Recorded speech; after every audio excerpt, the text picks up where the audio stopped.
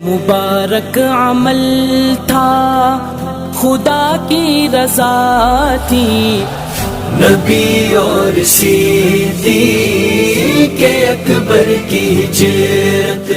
رسول اللہ صلی اللہ علیہ وسلم نے فرمایا، دنیا فائدہ اٹھانے کی چیز ہے اور دنیا میں سب سے زیادہ فائدہ دینے والی چیز نیک بیوی ہے۔ رسول اللہ صلی اللہ علیہ وسلم نے فرمایا، اور جو شخص قرآن پاک کو اٹک اٹک کر پڑھ پاتا ہے اور اس کو پڑھنے میں مشقت ہوتی ہے تو اس کے لیے 2 گنا اجر ہے۔ رسول اللہ صلی اللہ علیہ وسلم نے فرمایا، جب بندہ نماز کے لیے کھڑا ہوتا ہے تو اس کے سارے گناہ لا کر اس کے سر اور کندھوں پر رکھ دیے جاتے ہیں۔ جب بھی وہ رکوع اور سجدہ کرتا ہے تو وہ گناہ اس سے گر جاتے ہیں۔ حضرت ابو ہریرہ رضی اللہ تعالیٰ عنہ سے روایت ہے کہ رسول اللہ صلی اللہ علیہ وسلم نے اس مرد پر لعنت بھیجی جو عورتوں کا سا لباس پہنتا ہے، اور اس عورت پر لعنت کی جو مردوں کا لباس پہنتی ہے۔ رسول اللہ صلی اللہ علیہ وسلم نے فرمایا، لوگ جمعے کی نماز چھوڑنے سے باز آ جائیں، نہیں تو اللہ ان کے دلوں پر مہر لگا دیں گے اور وہ غافلوں میں سے ہو جائیں گے۔ رسول اللہ صلی اللہ علیہ وسلم نے فرمایا، دعا نفع پہنچاتی ہے اور ان بلاؤں کو ٹالتی ہے جو نازل ہو چکی ہیں، اور ان بلاؤں کو بھی جو ابھی نازل نہیں ہوئی، اس لیے تم لوگ دعاؤں کا اہتمام کرو۔ رسول اللہ صلی اللہ علیہ وسلم نے فرمایا، جنت میں ایسے لوگ داخل ہوں گے جن کے دل چڑیوں کی طرح نرم ہوں گے۔ رسول اللہ صلی اللہ علیہ وسلم نے فرمایا، جب انسان مر جاتا ہے تو اس کا عمل موقوف ہو جاتا ہے، مگر 3 چیزوں کا ثواب جاری رہتا ہے۔ نمبر 1 صدقہ جاریہ، نمبر 2 علم جس سے لوگ فائدہ اٹھائیں، نمبر 3 نیک اولاد جو اس کے لیے دعا کرے۔ رسول اللہ صلی اللہ علیہ وسلم نے فرمایا، جب امام آمین کہے تو تم بھی آمین کہو، کیونکہ جس کی آمین فرشتوں کی آمین کے ساتھ ہو گئی اس کے پچھلے تمام گناہ معاف کر دیے جائیں گے۔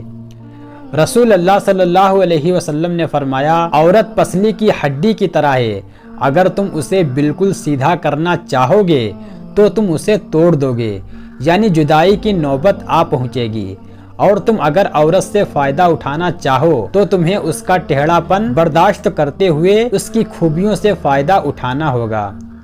رسول اللہ صلی اللہ علیہ وسلم نے فرمایا، جو کوئی بندہ رات کو باوضو سوئے اور پھر رات میں اٹھ کر اللہ تعالیٰ سے دنیا و آخرت کی کسی چیز کا سوال کرے تو اللہ تعالیٰ اسے عطا فرماتا ہے۔ رسول اللہ صلی اللہ علیہ وسلم نے فرمایا، جو سورج کے مغرب سے نکلنے سے پہلے توبہ کر لے گا اللہ پاک اس کی توبہ قبول کر لے گا۔ رسول اللہ صلی اللہ علیہ وسلم نے فرمایا، بے شک اللہ تعالیٰ تم کو اپنی ماؤں کے ساتھ حسن سلوک اچھے برتاؤ کی وصیت کرتا ہے۔ یہ جملہ آپ صلی اللہ علیہ وسلم نے 3 بار ارشاد فرمایا۔ رسول اللہ صلی اللہ علیہ وسلم نے فرمایا، جو حق پر ہونے کے باوجود جھگڑا نہیں کرتا میں اس کے لیے اعلیٰ جنت میں گھر کا ضامن ہوں۔ رسول اللہ صلی اللہ علیہ وسلم نے فرمایا، اللہ تعالیٰ کے لیے بعض لوگ ایسے ہیں جیسے کسی کے گھر کے خاص لوگ ہوتے ہیں۔ صحابہ نے عرض کیا، وہ کون لوگ ہیں؟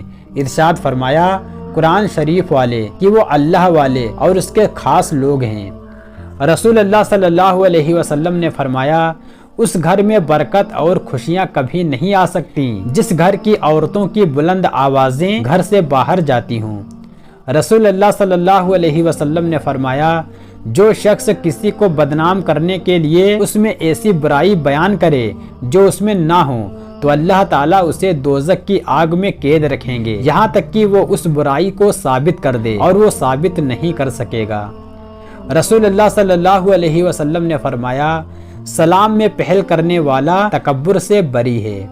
رسول اللہ صلی اللہ علیہ وسلم نے فرمایا، جنت 2 قدم پر ہے، پہلا قدم نفس پر رکھ دو، دوسرا قدم جنت میں ہوگا۔ رسول اللہ صلی اللہ علیہ وسلم نے فرمایا، جب سونے کے لیے بستر پر جاؤ تو آیت الکرسی پڑھ لیا کرو، اس کی وجہ سے اللہ تم پر ایک نگہبان فرشتہ مقرر کر دے گا اور شیطان صبح تک تمہارے قریب نہ آ سکے گا۔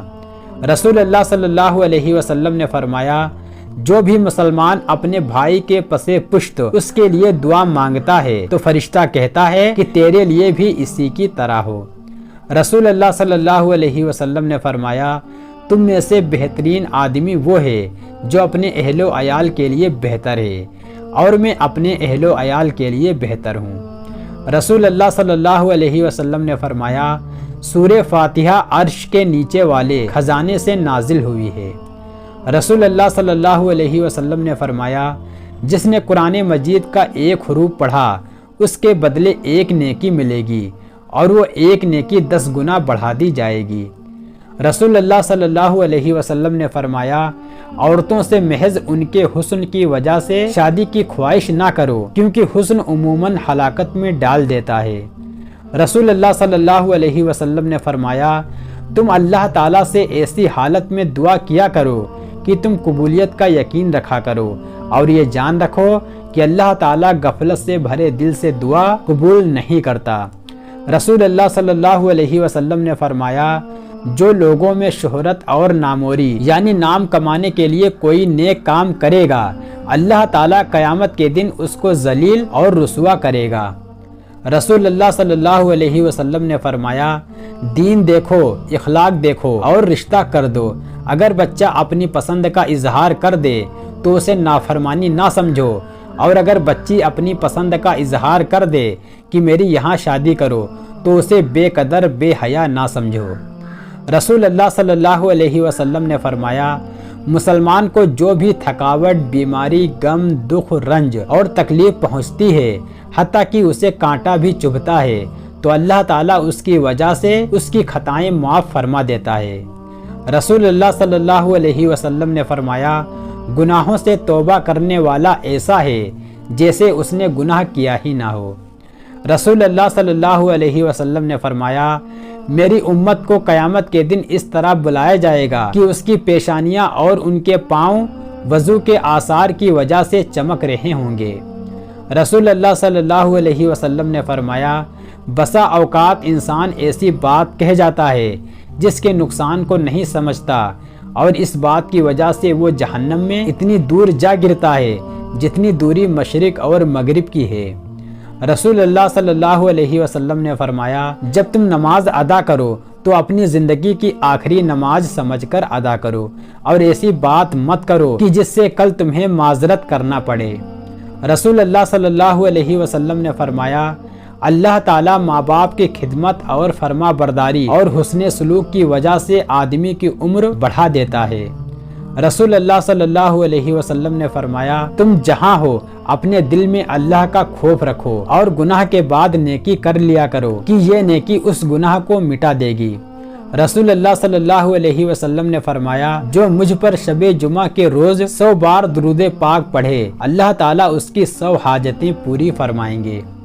رسول اللہ صلی اللہ علیہ وسلم نے فرمایا، قیامت کے دن میرے قریب بیٹھنے والے وہ لوگ ہوں گے جو تم میں سے بہترین اخلاق والے ہوں گے۔ رسول اللہ صلی اللہ علیہ وسلم نے فرمایا، رمضان میں ہر نیکی کا ثواب 10 گنا سے 700 گنا تک بڑھا دیا جاتا ہے۔ رسول اللہ صلی اللہ علیہ وسلم نے فرمایا، اجتماعی طور پر اللہ کا ذکر کرنے سے اللہ تعالیٰ گناہوں کو نیکیوں میں بدل دیتا ہے۔